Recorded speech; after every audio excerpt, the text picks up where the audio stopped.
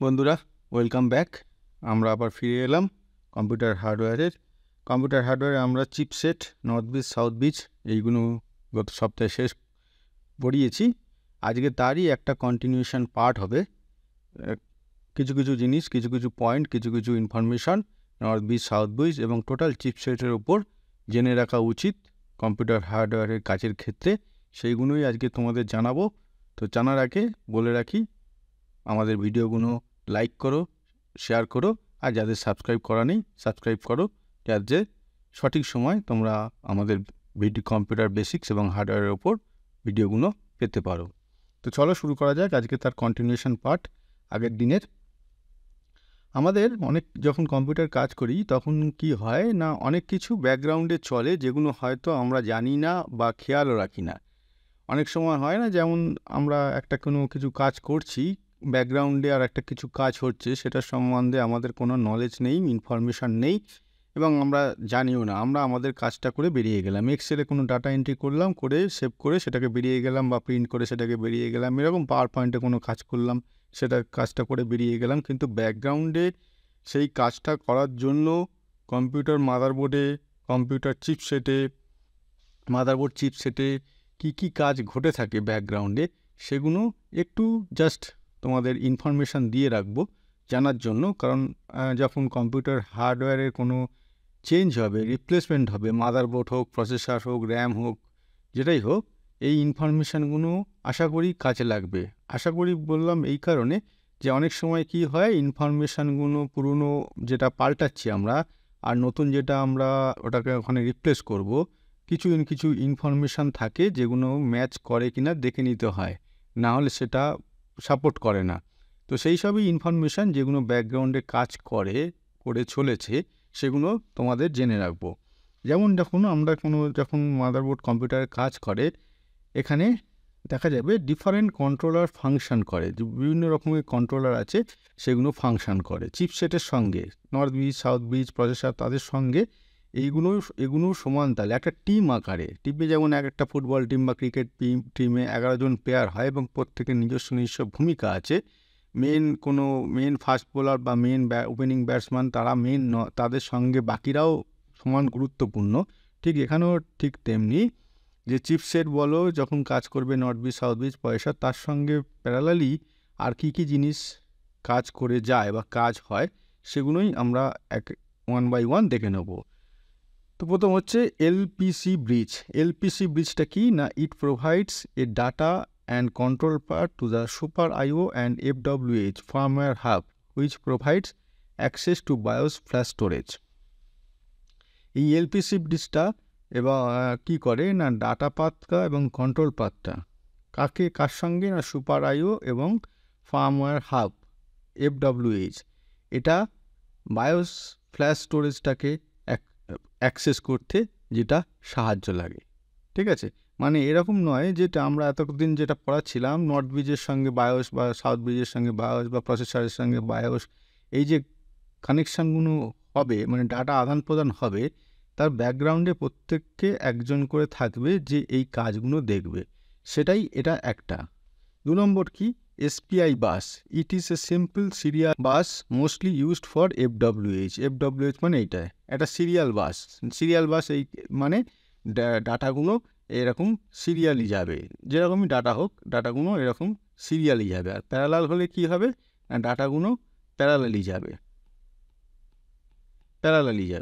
Serial বাসে অবশ্যই speed slow হবে, পার সেকেন্ড ইনফরমেশান স্লো হবে। প্যারালালি হলে সেখানে স্পিড হাই হবে, কারণ 1 সেকেন্ডে অনেক বেশি ইনফরমেশান যেতে পারবে।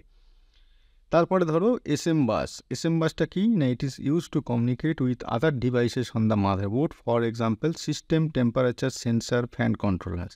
তাহলে এসএম বাস দিয়ে কী হয়, মাদারবোর্ডের অন্যান্য ডিভাইস যেমন সিস্টেম টেম্পারেচার সেন্সার বা ফ্যান কন্ট্রোলার্সের সঙ্গে কমিউনিকেশনটা এই বাসের মাধ্যমে ঘটে থাকে। তার মানে সমস্ত ডাটা এবং কন্ট্রোল সিগন্যাল এই বাসের মাধ্যমে আদান প্রদান হয়। তার মানে বুঝতেই পারছো, আমাদের যেমন প্র্যাকটিক্যালি কোনো একটা শহরে, টাউনে বিভিন্ন রকম রাস্তা থাকে, মেন রোড, তার পাশে বাইপাস থাকে, কোনো সময় তার পাশে ছোট ছোট গলি থাকে, তার পাশে পাড়ার রাস্তা থাকে, এরকম যে থাকে সেগুলো এখানেও ঠিক তেমনি। মেন যে বাস আছে সেই বাসের সঙ্গে আরও প্যারালালি অনেক ছোট ছোট বাস কাজ করে, যেগুলো বিভিন্ন ডিভাইসের সঙ্গে কানেকশান করতে লাগে।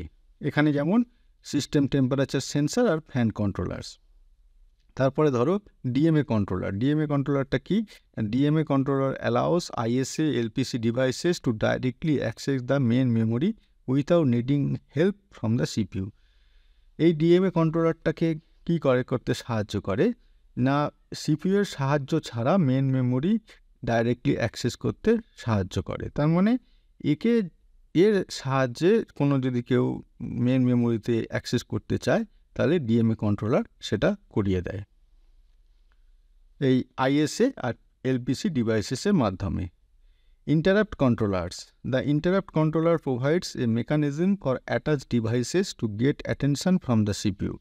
তার মানে ইন্টারাপ্ট কন্ট্রোলার হচ্ছে কোনো ধরো আমি একটা প্রিন্ট দিলাম বা কোনো কিবোর্ড থেকে কোনো ডাটা এন্ট্রি করলাম, অন্য একটা কাজ হচ্ছিল, মনে করো একটা কম্পিউটারে একটা সিনেমা চলছে, সেখানে সেই অবস্থায় আমি কোনো একটা প্রিন্ট দিলাম। তার মানে হয় সেটাকে সিনেমাটাকে থামিয়ে সেই প্রিন্টের অ্যাকশানটা করবে কম্পিউটার মাধ্যমে, অ্যাকশানটা হবে, অথবা সিনেমাটা যেরকম চলবে তার সঙ্গে প্যারালালি প্রিন্ট হবে। তা এই যে ব্যাপারগুলো যেগুলো দেখে সেটাই হচ্ছে দ্য ইন্টারাপ্ট কন্ট্রোলার। এই interrupt controller provides a mechanism, একটা মেকানিজম দিতে সাহায্য করে for attached device to get attention from the CPU. বা কোনো একটা স্ক্যানার লাগানো আছে, আমি একটা অন্য কাজ করছি, সেখান করতে করতে সেটা চলছে, সেখান স্ক্যানার থেকে স্ক্যান করব। তাহলে এই অবস্থায় ওই ইন্টারাপ্ট কন্ট্রোলার ওই সিপিইউর সঙ্গে এর আদান প্রদানটা, ইনস্ট্রাকশান এবং ডাটার আদান প্রদানটা করিয়ে দেয় ওই আরেকটা কোনো কাজ চলা অবস্থায়। ইন্টারাপ্ট এই জন্য বলেছে ইন্টারাপ্ট মানে ব্যাঘাত করবে না, অথবা করে সেটাকে অ্যাভয়েড করে, মানে সেটাকে বাইপাস করে মেন সিপিইউকে ফাংশন করিয়ে দেবে, সিপিইউর সঙ্গে ফাংশন করিয়ে দেবে। তারপরে ধরো mass storage controller. Mass storage controller কি না, this typically allows direct attachment of system hard drive by PATA and or SATA. এখন অবশ্য এটা আরও অ্যাডভান্স হয়ে গেছে, পাটা সাটা আর নেই, যাই হোক। তাহলে এই মাস স্টোরেজ কন্ট্রোলারটা কী হবে, direct attachment of system hard drive. System যে হার্ড ড্রাইভ আছে তার সঙ্গে ডিরেক্ট অ্যাটাচমেন্ট, কারোর মাধ্যমে যেতে হবে না। এই মাস স্টোরেজ কন্ট্রোলারের হেল্প নিয়ে তার ডাইরেক্টলি সিস্টেম হার্ড ড্রাইভে অ্যাক্সেস করা যাবে। ঠিক আছে, তার মানে এই এতগুলো কন্ট্রোলার ব্যাকগ্রাউন্ডে কাজ করালে ফলে কি হলো, আমাদের যে মেন সিপিইউ বলো, নর্থ ব্রিজ বলো, সাউথ ব্রিজ বলো, এদের চাপটা কমে গেল। এরা মনে করো আমরা যেমন একটা কোনো কাজ আমাদের একটা দায়িত্ব পড়লো, আমরা যেমন কারোর হেল্প নিয়ে কাজটাকে করালাম, তুই এটা করবি, তুই এটা করবি, তুই এটা করবি। এখানেও ঠিক তেমনি আস্তে আস্তে ধীরে ধীরে ভাগ হচ্ছে, কাজ ছোট করে নেওয়া হচ্ছে, যাতে সকলে মিলিয়ে একসঙ্গে কাজটা সাকসেসফুলি করা যায়। আচ্ছা, এখানে 2-3টে জিনিস এসছে উপরে, যেটা আমি এখানে নিচে শর্ট নোট দিয়ে দিয়েছি। সিরিয়াল পেরিফেরাল ইন্টারফেস বাস, এসপিআই, এই যে এখানে কথাটা এসছিল, এখানে এসপিআই, এই যে এখানে এসপিআই কথাটা এসছিল, সেই এসপিআইটা কি না, সিরিয়াল পেরিফেরাল ইন্টারফেস বাস, A4 লাইন, 4টে লাইনের এটা ডাটাটা ট্রান্সফার হবে 4টে লাইন দিয়ে। সিঙ্ক্রোনাস মানে ক্লকের সঙ্গে এটা একসঙ্গে ডাটাটা, ক্লক যেরকম হবে সেরকমভাবে ডাটাটাও সেরকমভাবে পাস হবে। এটা যদি না, এটা সিঙ্ক্রোনাস সম্বন্ধে আগে অনেক আগে ভিডিওতে বলা হয়ে গেছে। সিঙ্ক্রোনাস মানে কি, serial bus from Motorola that is widely use to connect a micro controller to peripheral chips on a circuit board. ঠিক আছে, এই মাইক্রো কন্ট্রোলার মানে অ্যাকচুয়ালি যেটা কন্ট্রোলার সম্বন্ধে এখানে আলোচনা করা হচ্ছে সেইটা, সেই কন্ট্রোলার সঙ্গে কানেক্ট করতে সাহায্য করে এই সিরিয়াল পেরিফেরাল ইন্টারফেস বাস অন্য পেরিফেরাল চিপসের সঙ্গে একটা সার্কিট বোর্ডে, সেই টেকনোলজিটা এখানে ইউজ করা হয়েছে। আচ্ছা, তারপরে হচ্ছে আরও কিছু কন্ট্রোলার আছে, ডিফারেন্ট কন্ট্রোলার ফাংশন। তারপর একটা হচ্ছে real time clock. Real time clock provides a persistent time account. এটাও একটা কন্ট্রোলারের মাধ্যমে হয়ে থাকে, যেটা আমাদের সময়টা দেয় কম্পিউটারে। Power management, APM and ACPI. The APM or ACPI function provide methods and signalling to allow the computer to sleep or shut down to save power. এর মাধ্যমে কি হয়, কম্পিউটারের কাছে সিগন্যাল যায়, যদি আমাদের ওখানে কম্পিউটারের মধ্যে টাইম সিলেকশন করে দেওয়ার জায়গা থাকে, ওখানে 10 মিনিট, 5 মিনিট, 3 মিনিটের পরে কম্পিউটারটা স্ট্যান্ড বাই মোডে যাবে, স্লিপ মোডে যাবে। তার মানে 3 মিনিট যদি ঠিক করে দিয়ে থাকে, 3 মিনিট পরে এর মাধ্যমে একটা সিগন্যাল যাবে যেটা কম্পিউটারটাকে শাটডাউন করে দেওয়া হয়। তার মানে এটা কম্পিউটারটাকে আমরা বাইরে থেকে না করে ভেতর থেকেই এটা আমরা করতে পারি। তাহলে এপিএম আর এসিপিআই এর সম্বন্ধে এখানে যেটা বলেছি, application performance monitoring is the practice of tracking key software application performance metrics using monitoring software and telemetry data. আর এসিপিআইটা কি না, is designed to allow the operating system to control the amount of power provided to each device or peripheral attached to the computer system. কতখানি পাওয়ার লাগবে computer সিস্টেমে সেইটা দেখাশোনা করে এটা বলতে পারো। মানে অপারেটিং সিস্টেমের কে দেখাশোনা করতে এটা সাহায্য করে। যার বেশি কম পাওয়ার লাগছে সে হয়তো এই জন্যই হচ্ছে মনিটর এত মিনিট পর মনিটরটাকে বন্ধ হয়ে যাবে, এত মিনিট পর হার্ড ডিস্কটাকে বন্ধ হয়ে যাবে, মানে স্ট্যান্ড বাই মোডে চলে যাবে বা স্লিপ মোডে চলে যাবে। এটাই হচ্ছে তার মানে পাওয়ারটাকে সেভ করতে কাজে লাগলো, যেটা এখানে বলা হয়েছে, আর শাটডাউন টু সেভ পাওয়ার। আর একটা আছে non volatile BIOS memory, the system CMOS assisted by the supplemental battery power creates a limited non-volatile storage area for system configuration data. এই non-volatile storage area এটা তৈরি করে যেটা নাকি সিস্টেম কনফিগারেশন ডাটাটা ওখানে থাকে সিমসের সাহায্যে বা সিমসের মধ্যে।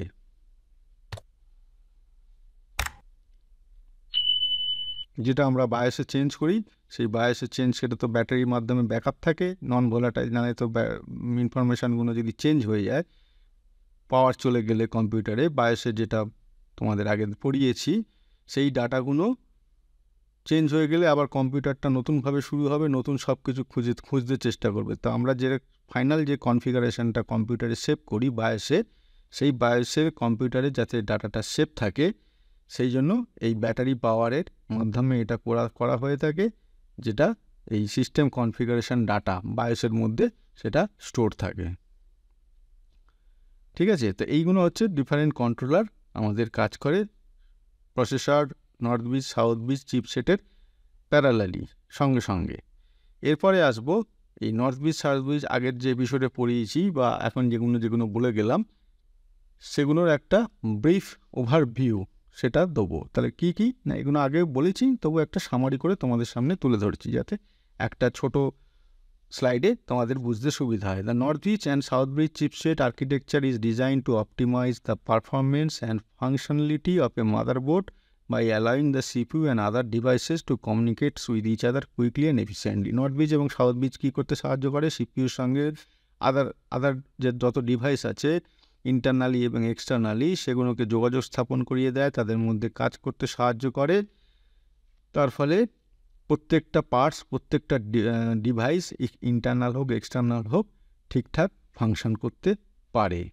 এই দুটো চিপসেটের মাধ্যমে ঘটে থাকে। এবং নর্থ বিচ জানো আগেই এপিসোডে দেখিয়েছি বা তার আগে এপিসোডে দেখিয়েছি কার সঙ্গে কমিউনিকেট করে, সাউথ ব্রিজ কার সঙ্গে কমিউনিকেট করে।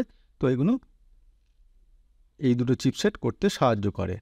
While modern chipsets may combine these two components into a single chip, যদি মডার্ন চিপসেট মানে মডার্ন মাদারবোর্ডে এই দুটো কম্পোনেন্ট একত্রে করে হয়ে গেছে, known as the platform controller hub.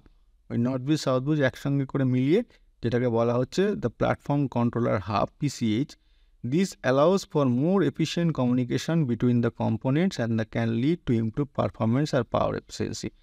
এগুলো এই যে প্ল্যাটফর্ম কন্ট্রোলার হাব হয়ে গেল, এটা আরও এফিসিয়েন্টলি কমিউনিকেশান করে কম্পোনেন্টস এবং আদার ডিভাইসেসের মধ্যে, আদার পার্টসের মধ্যে, যেটা পারফরমেন্সও বাড়ায় এবং এফিসিয়েন্সিও বাড়ায়, পাওয়ার এফিসিয়েন্সিও বাড়ায়।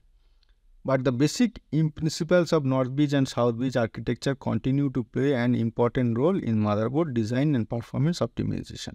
একত্রে হয়ে গেলেও একটার মধ্যে চলে এলো, একটা প্ল্যাটফর্মের মধ্যে চলে আসা সত্ত্বেও এই যে নর্থ বিচ এবং সাউথ বিচের আর্কিটেকচারটা একটা মাদারবোর্ডে একটা ইম্পর্টেন্ট রোল প্লে করে, তার পারফরমেন্সের ক্ষেত্রে বলো বা ফাংশনালিটির ক্ষেত্রে বলো, একটা ইম্পর্টেন্ট রোল প্লে করে।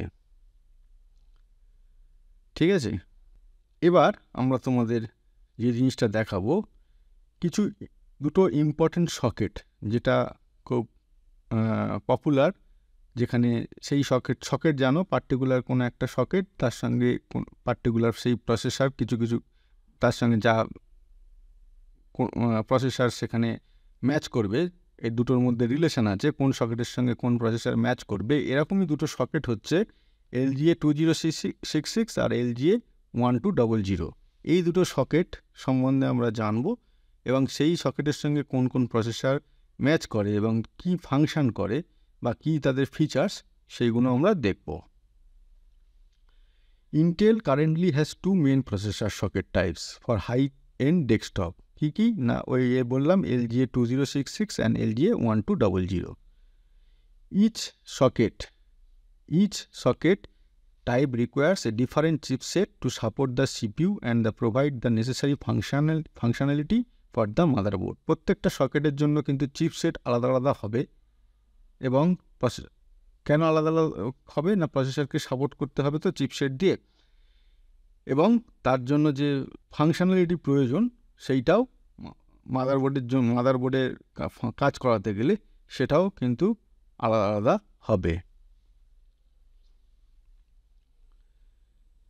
LGA 2066 is a kind of CPU socket that makes use of the land grid array.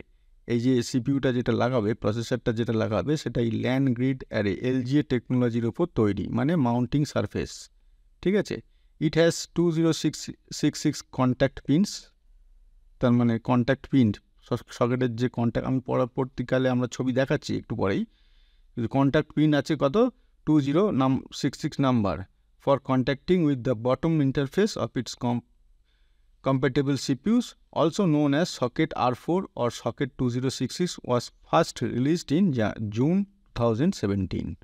তাহলে LGA 2066 এর কানেকশন পয়েন্ট হচ্ছে 2066 আর এটা রিলিজ হয়েছিল জুন 2017। আর এটা হচ্ছে কোন টেকনোলজির ওপর তৈরি না, ল্যান্ড গ্রিড অ্যারে। আচ্ছা, এরপরে আসবো, it is used for Intel's core X series processor which are high-performance CPUs designed for content creation, gaming and other demanding application. এগুলো হচ্ছে যেগুলো হাই এন্ড, প্রথমেই যেটা বললাম এখানে হাই এন্ড ডেস্কটপের ক্ষেত্রে এগুলো ইউজ করা হয়। তাহলে হাই এন্ড ডেস্কটপ কি না, যেখানে গেম খেলা হবে, যেখানে কন্টেন্ট ক্রিয়েশন হবে। কন্টেন্ট ক্রিয়েশন মানে এখানে ভিডিও এডিটিং সফটওয়্যার চলবে, অডিও এডিটিং সফটওয়্যার চলবে এবং আদার যেগুলো খুব মানে ডিমান্ডিং অ্যাপ্লিকেশান আছে, সেই সব ক্ষেত্রে এই সকেট এবং তার সঙ্গে যা প্রসেসর লাগবে সেগুলো এখানে ইউজ হয়। High performance CPU, the chipset use for it is the Intel X299 chipset. এই চিপসেটটা এই সকেটের যেখানে মাদারবোর্ড আছে সেখানে যে চিপসেটটা ইউজ করা হয় সেটা হচ্ছে ইন্টেল X299 চিপসেট। ঠিক আছে, এটা হচ্ছে LGA 2066। এর পরেরটা আমরা দেখব, this chipset supports up two 44 PCI lanes. This chipset supports up to 44 PCI lanes, allowing a variety of high-speed peripherals to be connected, such as NVMe SSDs, graphics card, and Thunderbolt 3 devices. তাহলে এই যে socket যদি যে মাদারবোর্ডে থাকবে সেই মাদারবোর্ডটা 44 number PCI lane সেটা support করবে, high speed peripherals এখানে কানেক্ট করা যাবে, NVMe SSD এখানে সাপোর্ট করবে, আর গ্রাফিক্স কার্ড এবং থান্ডারবোল্ট 3 ডিভাইসেস এটা সাপোর্ট করবে। It also support quad channel DDR4 memory. ঠিক আছে, DDR1, DDR2, DDR3, DDR4 এই যেগুলো মেমোরির যেগুলো টেকনোলজি অ্যাডভান্সের সঙ্গে সঙ্গে হয়েছে, একটা মাদারবোর্ড এখানে অ্যাকচুয়ালি এখানে কী হয়, এই ধরনের টেকনোলজি যদি মাদারবোর্ড নেক্সট টেকনোলজিতে যায়, প্রসেসরকেও যেতে হবে, মেমোরিকেও যেতে হবে, তার সঙ্গে যা চিপসেট আছে সেগুলোকেও যেতে হবে, সব কিছু একসঙ্গে নিয়ে আপগ্রেড হতে হবে, না হলে এখানে সাপোর্ট করবে না। সেই জন্য এটা যখন এত অ্যাডভান্স হয়ে গেছে তার ফলে এর DDR4 মেমোরি যেটা সেটাও এখানে সাপোর্ট করবে, সেই জায়গায় পৌঁছে গেছে। For improved memory bandwidth and overall system performance. Improved bandwidth, memory bandwidth মানে একসঙ্গে অনেক ডাটা আদান প্রদান করা যাবে, এবং তার ফলে সিস্টেমের স্পিড বাড়বে, সব কিছু বাড়বে। LGA 1200 is a zero insertion force flip flop land grade array. এটাও LGA, এটা আগেরটাও যেমন LGA টেকনোলজির ওপর তৈরি হয়েছিল, এটাও ঠিক তেমনি 1200 LGA টেকনোলজির ওপর পরবর্তী সকেটের কথা বলছি আর কি। এটা একই টেকনোলজির উপর তৈরি, compatible with Intel desktop processor, কোমেট lake 10th generation and Rocket Lake 11th generation desktop CPU which was released in April 2020 ওটা জুন 2017 ছিল, এটা আরও পরে মানে আরও অ্যাডভান্স, সেটা হচ্ছে এপ্রিল 2020-তে রিলিজ হয় এবং কোন কোন প্রসেসর সাপোর্ট করে এখানে বলে দিলাম। আর technology LGA। It is used for core i9, core i7, core i5, যেটা এখন তোমরা শুনে থাকবে, মার্কেটে এখন চলছে এগুলো, core i5, core i7, core i9, এই ধরনের প্রসেসর এই সকেটটা সাপোর্ট করে। The chipset used for LGA 1200 is the Intel Z490 for 10th generation and Z590 for 11th generation chipset. অনেক সময় আমরা বাজার মার্কেট থেকে কিনতে গেলে এরকম চিপসেট, কোন চিপসেটের মাদারবোর্ড ভালো হবে এরকমভাবে অনেক সময় আমরা কিনে থাকি। তাহলে এটা যেটা চিপসেট হলো, ঠিক আছে, এটা কোন চিপসেট হলো, চিপসেট ইউজ ফর ইট আগেরটার ইন্টেল X299 চিপসেট, আর এখানে দুরকম চিপসেট সাপোর্ট করে, একটা হচ্ছে Z490 আর একটা হচ্ছে Z590। চিপসেটটাও খুব এখানে ইম্পর্টেন্ট রোল প্লে করে। অনেকে ওই সময় মাদারবোর্ড কেনার সময় জিজ্ঞেস করে না এখানে কোন চিপসেট আছে এই মাদারবোর্ডে দেখে, এবং সে যদি সেই চিপসেটের ফিচার্স এবং ফাংশন জানে, না আমার এই অ্যাপ্লিকেশানটা এই চিপসেটে ভালো রান করে না, আপনি অন্য একটা চিপসেটের মাদারবোর্ড দিন, এরকম আলোচনা শুনে থাকবে তোমরা। যারা জানো, যারা না জানো এরকম আলোচনা শুনে থাকবে। ঠিক আছে, তো এই হচ্ছে দুরকম চিপসেট, দুরকম সকেট, এবং তারা কোন কোন চিপসেট সাপোর্ট করে, কোন কোন প্রসেসর সাপোর্ট করে সেগুলো দেখালাম। এবার যেটা করাবো, some overview of Intel chipset for processor socket LGA 2066 and LGA 1200। Overview, একটা ব্রিফ ডেসক্রিপশান তোমাদের দিয়ে দেবো। কি না, this chipset supports up to 24 PCI lanes allowing the multiple NVMe SSDs and graphics card to be connected।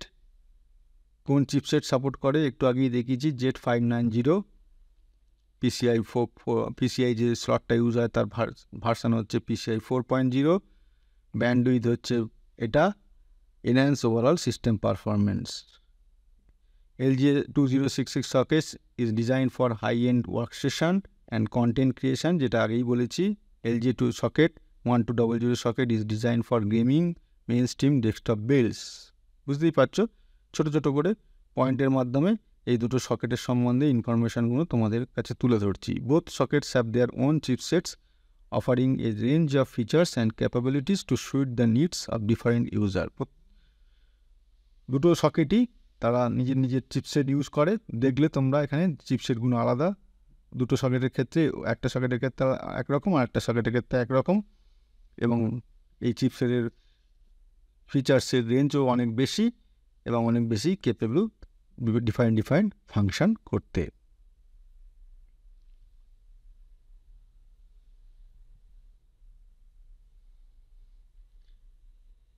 এই হচ্ছে socket LGA 2066, দেখতে পাচ্ছ এইটা।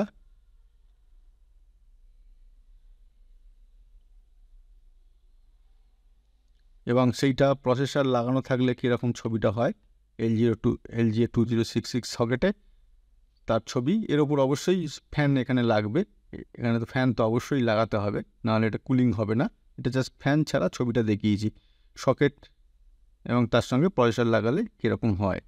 আর এটা হচ্ছে 1200 সকেটের এই একরকম, এবং সেখানে যদি প্রসেসর লাগায়, এই যে দেখছো এখানে এইটা এখানে বসে যাবে প্রসেসর লাগানোর পর, এবং সেই ছবিটা হচ্ছে এইটা প্রসেসর লাগানোর পর ছবিটা এটা লক সিস্টেম আছে, এই যে এটা লক, এই লকটা খুলে এটা খুলতে হয়, এই যে লকটা এখন এটা খোলা আছে, প্রসেসরটা লাগিয়ে বসিয়ে এটাকে নিচ থেকে এখানে না এনে এটাকে লকটাকে আটকে দিতে হয়, যাতে প্রসেসরটা টাইটলি সকেটে ফিট হয়, নড়াচড়া না করে। নড়াচড়া করলে প্রসেসর কিন্তু খারাপ হয়ে যাবে। তারপরে ফ্যানটা লাগানো হয়।